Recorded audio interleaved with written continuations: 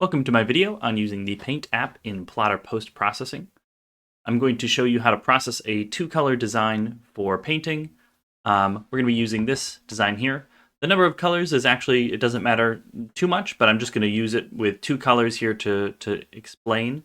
So I'm going to save this design. This is a 6x6" design, and we're going to go to the folder where we have the Plotter post-processing app checked out. I'm going to open that in a terminal, and we're going to say Python main application.py. In the file picker, we're going to pick that file that we just created, and in here I'm going to open up Paint, but we're not going to use this quite yet because in here we've got a little bit of information at the top. So it says input files should have already been processed and laid out with enough space for dipping trays. So I'm going to exit out of this, and I'm going to open up the process application. I'm just going to do this really quick. I'm going to lay it out on a letter size paper. If you want to learn more about the processing application, there is a video for that. So we're just going to look at the show output here. Okay, so we've got a letter size paper, so it's 11, 8.5 inches. And this is a 6x6" design kind of centered within that. And when you're doing painting with plotters, or if you're dipping in inks or something like that, the main thing you have to contend with is that you need to leave room for your paint buckets somewhere within the plottable area. And so having some open space outside of your design is important because, you know, I might be dipping in just this area here, but if the paint bucket is bigger, we don't want any of the drawing lines to run into that paint bucket. So that's just something you're going to have to kind of do some trial and error on. It depends on your design, it depends on your plotter, but the important thing is to leave yourself some room to work with. So I think this looks good. We're just going to confirm that, and you'll see that we have this _p for processed file as our new input. So with that, we will open up Paint. Let's read the rest of this. So it says only batch files that have the same number of colors. You will have some unexpected results if you try to do this with different sorts of designs with different colors in each design. So if you're going to batch up files, just make sure that they will all have the same number of colors. If you do... so the next thing is dip locations, matched number of colors in file, and file is parsed with a stroke. So the max number of colors in this file is 2, which is correct. And we'll be parsing this file into separate layers using the stroke colors, which means that we will have up to 2 different dip locations. So we are given these 2 dip location kind of boxes here. So we've got dip location 0 and dip location 1. And these correspond to the number of colors in the file. So if there was 4 colors, you would get 4 different dip locations. And these automatically pick the back and forth 1-inch SVG as the dip layer. We'll get into that in a second.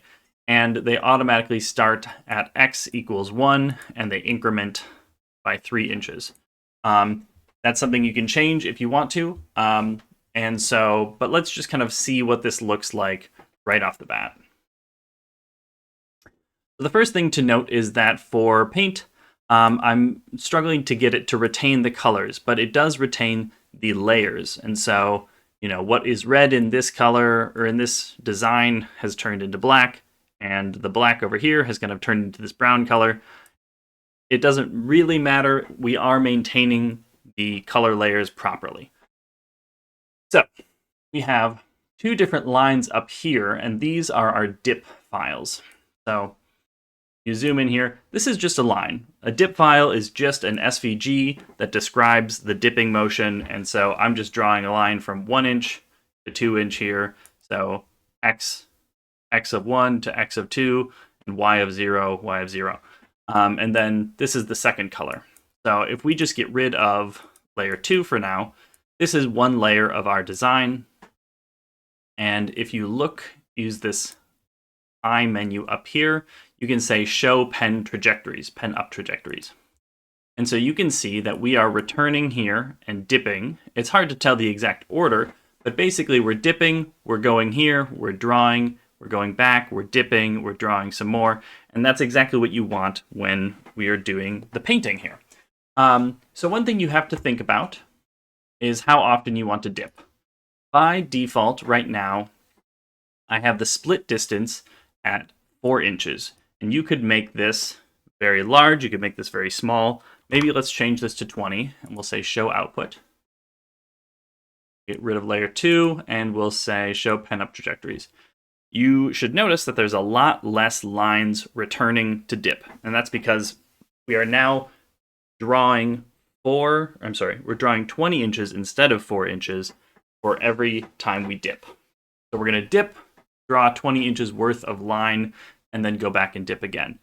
Now, one thing to note about how the split distance function works is that it will finish whatever line it is on until it hits a pen up, and then it will go back and dip. So let's say that this shape here is 25 inches long, but I said split distance of 20. Well, it's actually going to continue drawing this shape, all 25 inches of this shape, until it gets to the end and it hits a pen up, and then it will go back and dip. It will not interrupt the line that it's drawing to dip, unless you select the option Split All. And this will split lines into smaller segments. It will not create new segments out of straight lines, but it will take each vertice along a line and split along that. And you will get a much more granular result when you do the split distance. So if we do this, it's going to be a little bit hard to tell, but essentially what's going to be happening here is it should be drawing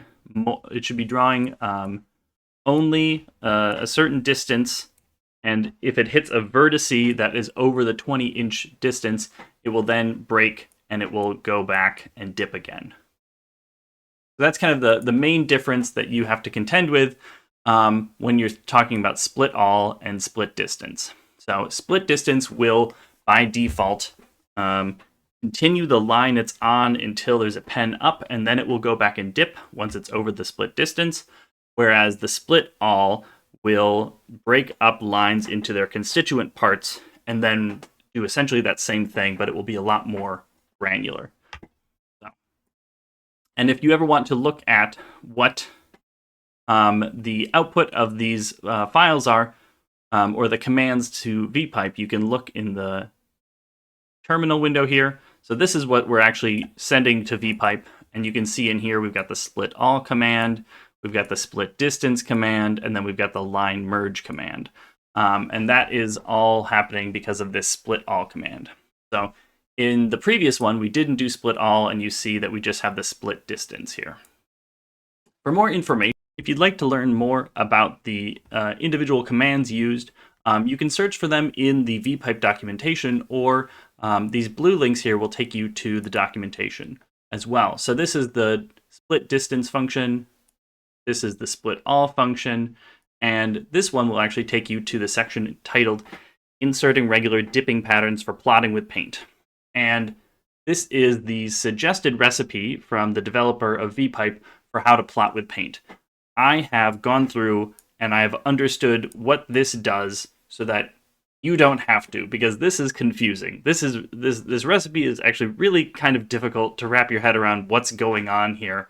And so I have created the paint application within Plotter post-processing so that I don't have to deal with editing something like this and making it work every time.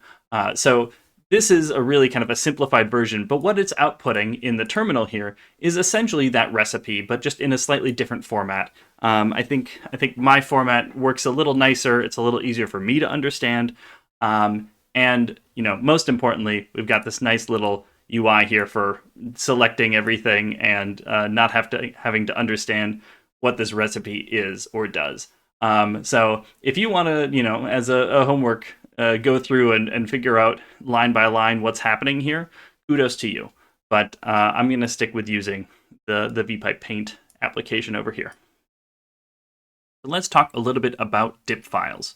Dip files are just SVGs that describe what the dipping action looks like. It could be a line, it could be a very small line that's essentially just a point. It could be a circle, it could be all sorts of different things. If you need to like mix up the ink, maybe it'll really kind of like swirl things around.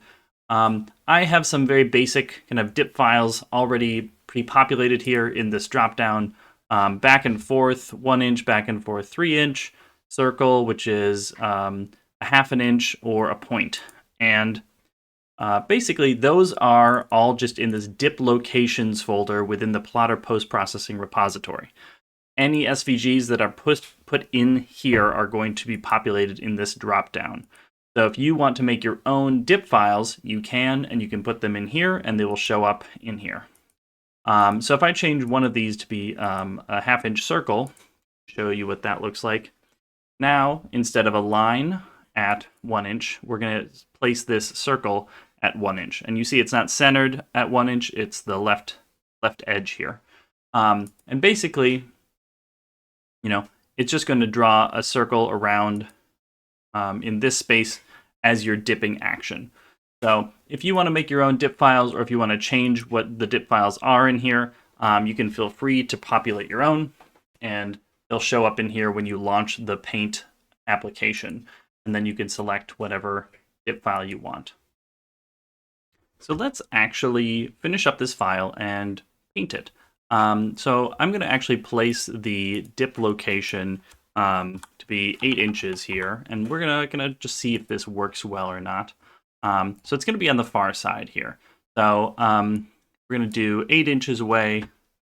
We're just gonna do we're gonna do the 1 inch back and forth dip file, and I'm just gonna hit confirm, and we're gonna play around with that and see if it works for us. So I use Saxi to drive my ExeDraw here. So this is going to give us the 2 layers that we need. I'm going to separate them out, so we're going to do just 1 layer. It's important after you do the painting step, and you see here that I have an _p and an _paint. That's because we used the processed file. So this is the original, this is the process file, and then this is the painted version of that file. It's important that you don't sort any paths. So if I sort all these paths, you see all of the dipping goes away. And so we're going to make sure we don't sort paths after we create the dip files. So first things first, I'm going to make sure, and I'm going to switch over to my plotter here. I'm going to make sure that this actually will properly contact the page as well as the dip tray that I have here. So I'm going to pen down. Let's say pen down is 100.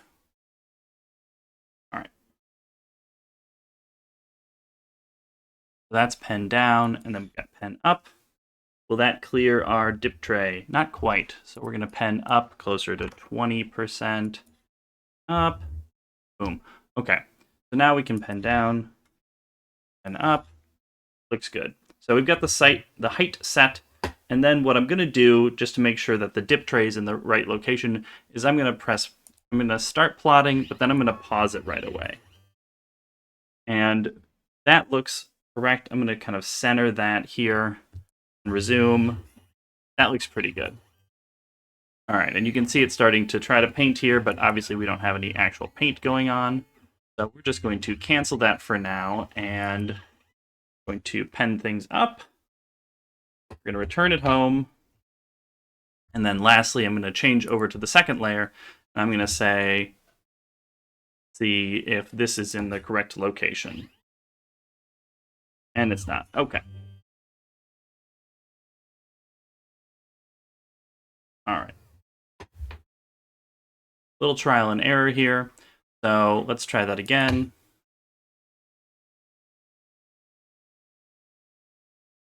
That's more like it. So we're going to cancel this. We're going to switch back to layer 1.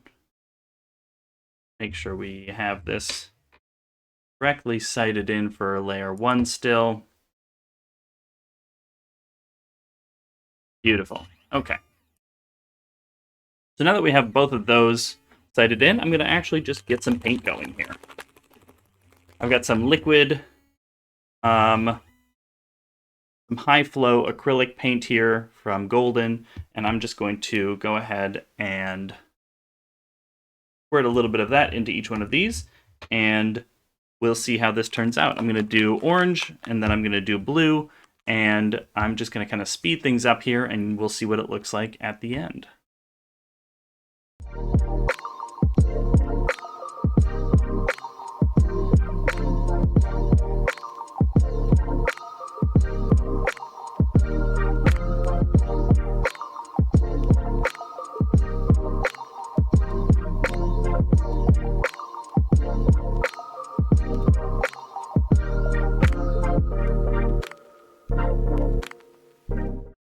So perhaps as you were watching that, you noticed a few different things that could have gone better. First, we've got this kind of drop of orange paint here. So this paintbrush is, I think, holding a little bit too much paint. You can see that some areas are a lot darker than other areas, and that's just because of how much paint the brush picks up. A lot of people who do plotter painting tend to kind of trim down the brush so that it holds a little bit less. Another thing that happened that you maybe might have missed is that the brush actually ran into the edge of this dip tray and kind of pushed it off to the side slightly. But luckily it was still within range to keep dipping and keep drawing. But it was a bit of a close one, and something that I could have done a better job of kind of aligning beforehand. So that could have been just a little bit further away with the dip files. So just something to learn for next time. That concludes using the Paint app within Plottr post-processing. I hope you found this useful. If you did, please consider supporting me over at Patreon, and also send me pictures of what you've created using Plottr post-processing. I'd love to see your artwork. Thank you.